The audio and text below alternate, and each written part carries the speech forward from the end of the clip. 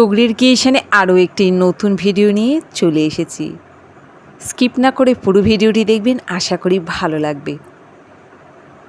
নমস্কার, কেমন আছেন বন্ধুরা? সকাল সকাল দেখুন ছাদে চলে এসেছি।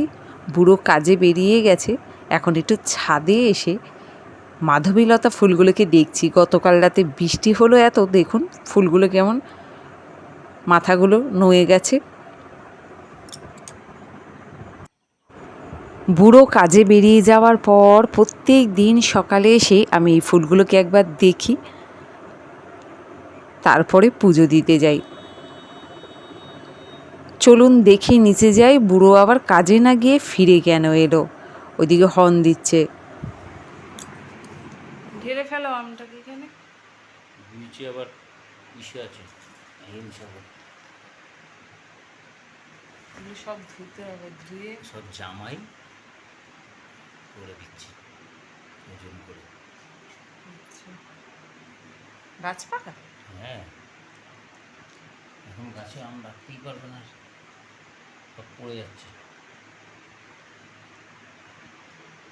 এই নিয়ে মনে হয় 40 থেকে 50 কেজি আম খাওয়া হয়ে গেছে, তাও বুড়োর আশ মেটা না এই আমের। এত আম এনেছে, তো এনেই ফেলেছে যখন, তার জন্য আমি আজকে আবার একটু আমের সন্দেশ তৈরি করলাম।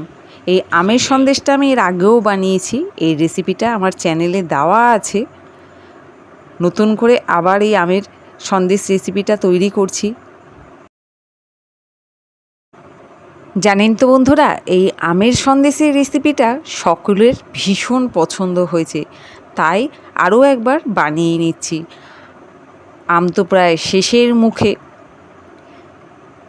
অল্প একটু দুধে ভালো করে ফুটিয়ে নেওয়ার পর এর মধ্যে দিয়ে দিলাম একটু এলাচ। যে যেখান থেকে ভিডিওটি দেখছেন, ভালো লাগলে অবশ্যই কমেন্ট করে জানাবেন, নতুন বন্ধু হলে সাবস্ক্রাইব করে পাশে থাকবেন। এখানে দিয়ে দিচ্ছি আমি গোবিন্দভোগ চাল। গোবিন্দভোগ চাল প্রায় 1 মুঠের মতো ভালো করে ধুয়ে ভিজিয়ে ওটাকে আমি মিক্সিতে বেটে নিয়েছি। তারপরে ফুটন্ত দুধের মধ্যে গোবিন্দভোগ চাল বাটাটাকে দিয়ে দিলাম। বেশ খানিকক্ষণ একটু এইভাবে অল্প আঁচে নাড়িয়ে নেব। দেখুন এরকম করে একটু দেখে নিতে হবে যে সিদ্ধ হয়েছে কি না। পুরো আঠা আঠা ভাব যখন হবে বুঝবেন সিদ্ধ হয়ে গেছে। এই আমের সন্দেশের রেসিপিটি যদি ভালো লাগে, যদি বাড়িতে বানাতে চান, এই রেসিপিটি আমার চ্যানেলে দেওয়া আছে, দেখে নিতে পারেন।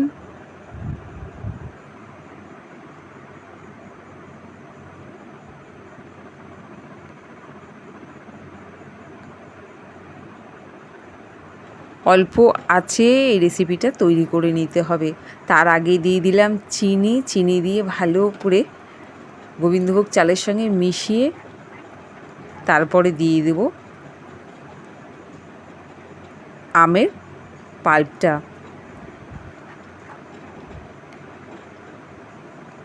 অল্প সময়ের মধ্যে এই রেসিপিটা তৈরিও হয়ে যায়, খেতেও অসাধারণ। তার জন্য আমি বাড়িতে আরও একবার বানিয়ে নিলাম। অল্প অল্প করে গোবিন্দভোগ চালের মধ্যে এই আমটাকে মিশিয়ে নেব। আমি এখানে একটা বড় সাইজের হিমসাগর আম নিয়েছি, দেখুন এইভাবে টানিয়ে নেব। একটু ধৈর্য ধরে সময় করে রেসিপিটা তৈরি করতে হবে, কারণ হালকা আছে এটা করছি রান্না, তো এটা প্রায় শেষের মুখে মানে হয়ে গেছে। এর মধ্যে একটু আমুল দুধ দিয়ে দিচ্ছি।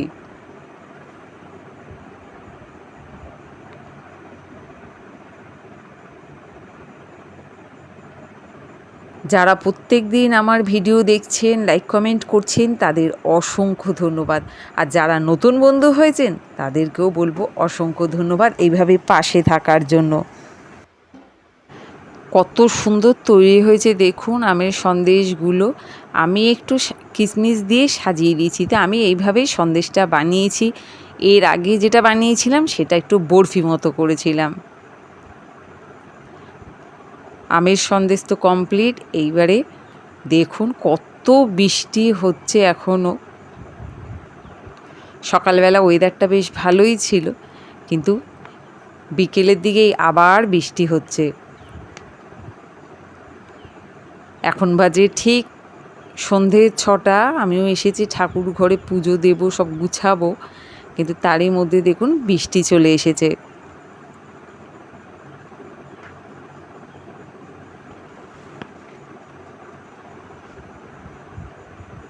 এখনও কত কাজ পড়ে আছে, ঠাকুরের বাসন ধোবো, সমস্ত কিছু পরিষ্কার করব, কিন্তু তার মধ্যে বৃষ্টি পড়ছে বলে ছাদে যেতে পারছি না। চলুন এবার যাই নিচে দিয়ে একটুখানি ঘুরে এসে সন্ধ্যা দিয়ে আবার ফিরে আসব আপনাদের সাথে কথা বলতে।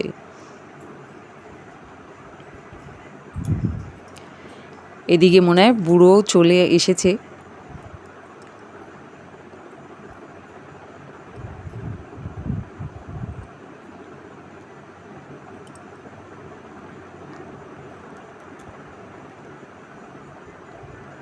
গেটটা খুলে আমি আসছি আবার ফিরে। চলুন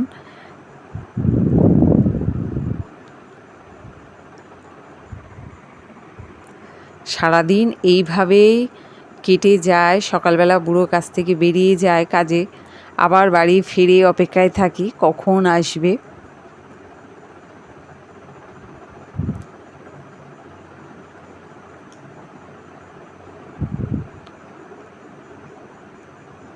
সন্ধ্যা দিয়ে দেখুন রান্নাও বসিয়ে দিয়েছি, এর মধ্যে বুড়ো চলে এসেছে।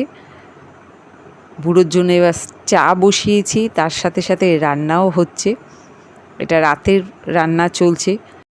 আজকে রাতের রান্না হচ্ছে টমেটো, আলু, ভেন্ডি আর পেঁয়াজ একসাথে ভাজা। এদিকে দেখুন চাও বসিয়ে দিয়েছি, তার সাথে হয়ে গেছে এদিকে সিদ্ধ ডাল, এটাকেও সোমবার দেব। পেঁয়াজ দিয়েই ডালটা আজকে করব। এদিকে ভাতও রান্না হয়ে গেছে, নামিয়ে নিয়েছি, সাথে ভাজাটাও হচ্ছে।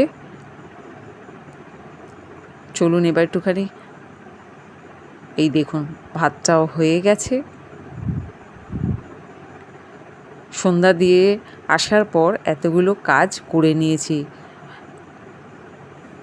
তার মধ্যে বুড়ো এসেও হাত পা ধুয়ে রেডি হয়েছে। এবার ওকেও চা দেবো খেতে।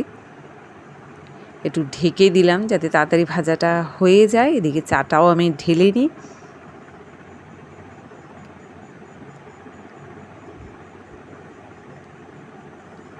চা খেয়ে এবার ডালটাকে একটুখানি সোমবার দিয়ে নিচ্ছি। আজকে পেঁয়াজের ডাল হবে। বুড়োর একটা খুব গুণ ভালো জানেন তো, যখন রান্না হয়ে যায় ও গরম গরমই খেয়ে নেয়, যার জন্য আমার কোনো অসুবিধে হয় না। এই যে এখন আমি রাতে রান্না করে নামাবো, ও ঠিক খেতে বসে যাবে। সারাদিন থাকে না বাড়িতে, সেই সকালে বেরোয় আসে রাতে, যার জন্য ও তাড়াতাড়ি করে খেয়ে ঘুমিয়ে পড়ে। প্রতিদিন বুড়ো 9টার মধ্যে খেয়ে শুয়ে পড়ে। আজকের ভিডিওটা এখানেই শেষ করলাম। ভালো লাগলে অবশ্যই একটি লাইক দেবেন। ফিরে আসছি পরের ভিডিওতে।